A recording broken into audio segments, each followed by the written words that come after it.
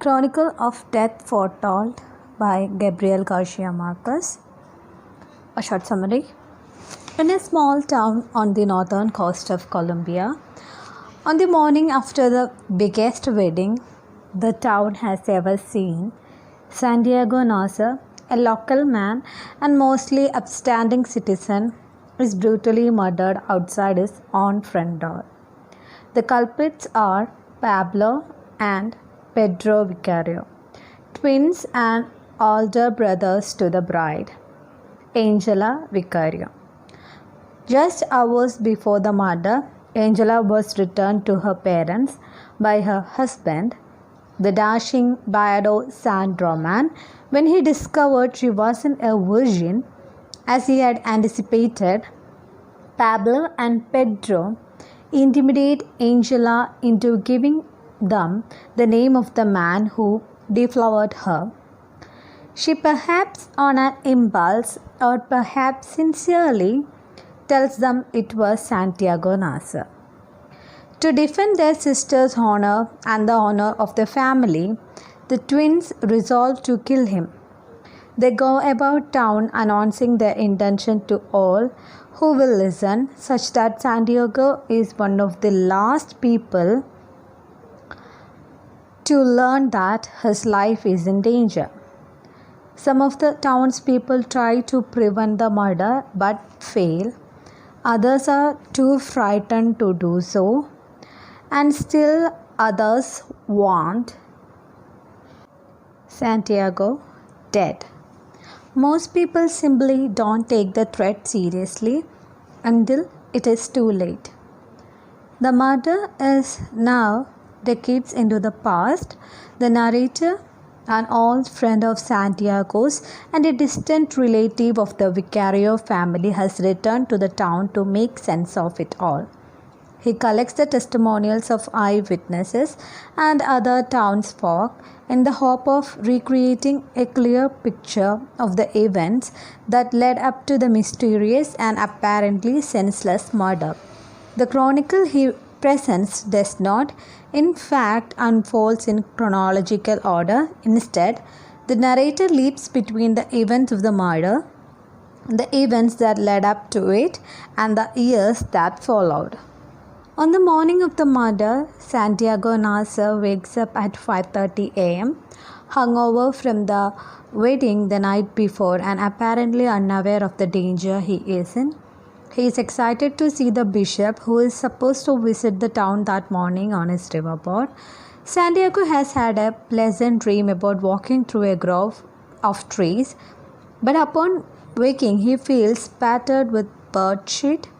His mother, Placida Lenoro, a skilled interpreter of dreams, later recalls to the narrator that she saw nothing ominous about the dream. The narrator adds that the people who saw Santiago that morning remember finding him in a cheerful mood, telling those he met that it was a beautiful day.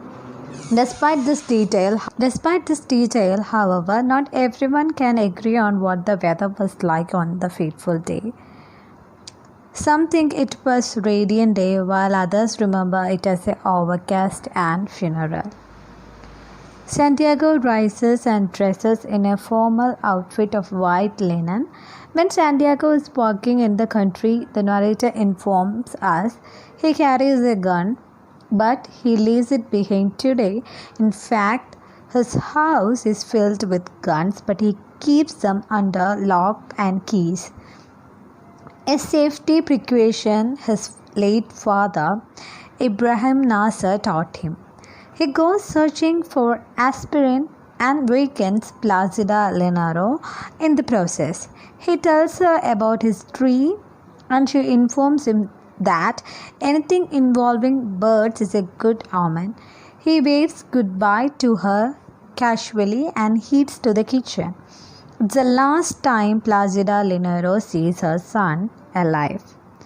In recounting Santiago's final encounter with Placida Lenaro, the narrator tells of his own encounter with her decades after Santiago's murder. When he decides to interview her about the incident, the narrator finds her in the exact same spot Santiago found her on that fateful morning. Now, the narrator explains she is alone, deeply aggrieved, and suffering from an eternal headache. She mistakes the narrator for Santiago as he walks through the door. The narrator returns to the day of Santiago's death. In the kitchen, Victoria Guzman, the cook, and her teenage daughter Divina Flor are hard at work. Victoria is cutting rabbits. Divina Flor serves Santiago coffee with a shot of cane liquor. When she comes to collect the empty mug, he grabs her by the wrist and tells her she must be tamed. Victoria Guzman, waving a bloody kitchen knife, tells Santiago to keep his hands off her daughter. The narrator explains that Ibrahim Nasser seduced Victoria when she was younger and that Santiago has plans to do the same to Divina Flor. Victoria, now angry, proceeds to cut the rabbits with ferocity which she knows disgusts Santiago. Santiago, having finished his breakfast, walks to the front door of the house accompanied by Divina Flor. The narrator describes the house. It is a huge converted warehouse originally bought by Santiago's father, Ibrahim Nasser.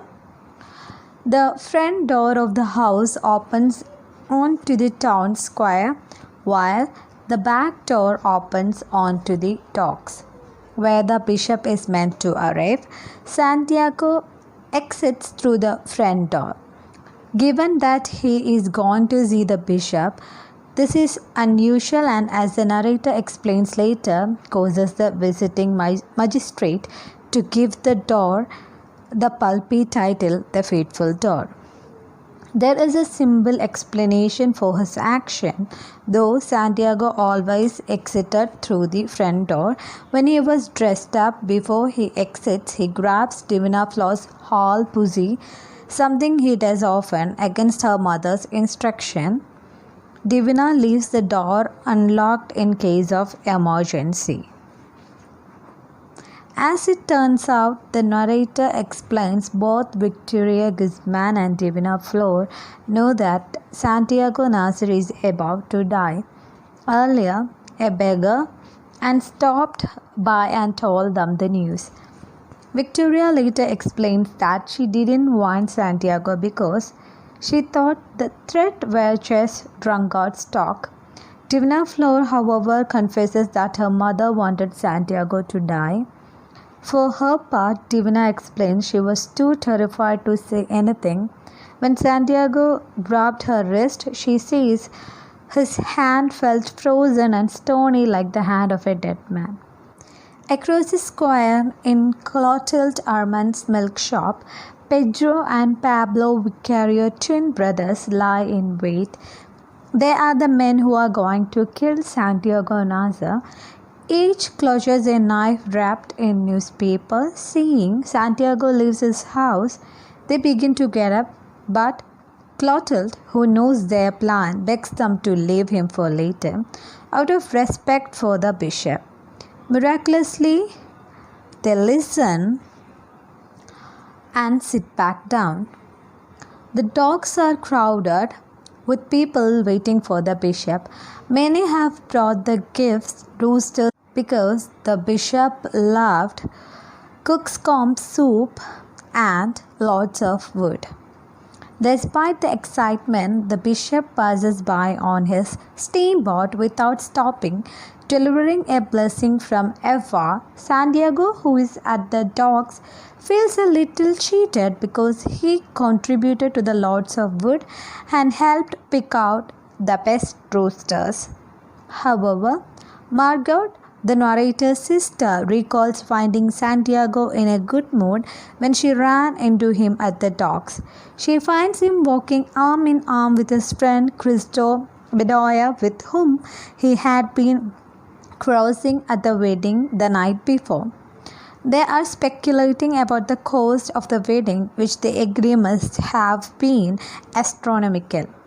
Margot, who has a slight crush on Santiago Nasser, invites him to breakfast. Santiago agrees but says he must go home first to change clothes. Margot insists that he must come at once without returning home first. Santiago waves her off. Bristow remembers Margot's insistence as strange and later wonders if she knew he was in danger. Margot tells the narrator she had no idea, however.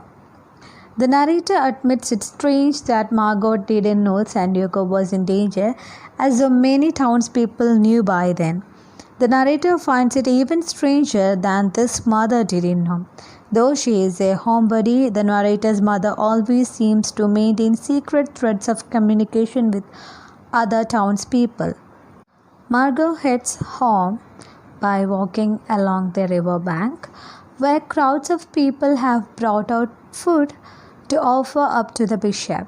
In vain, however, as the bishop passed by without stopping.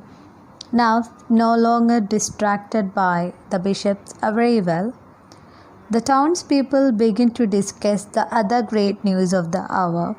Angela Vicario, the bride who was married the night before, has been returned to her parents by her husband, the dashing Bairo San Roman, after he discovered that she was not a virgin. Now Pablo and Pedro Vicario are out to kill Santiago Nasa, who they allege is responsible for deflowering their sister. Margot overhears their conversation and rushes home. Back home, Margot sees that the narrator's mother has set an extra place at the breakfast table for Santiago Nasa. Margot, confused and distraught, tells her to take it away, and then begins to explain the terrible news she heard.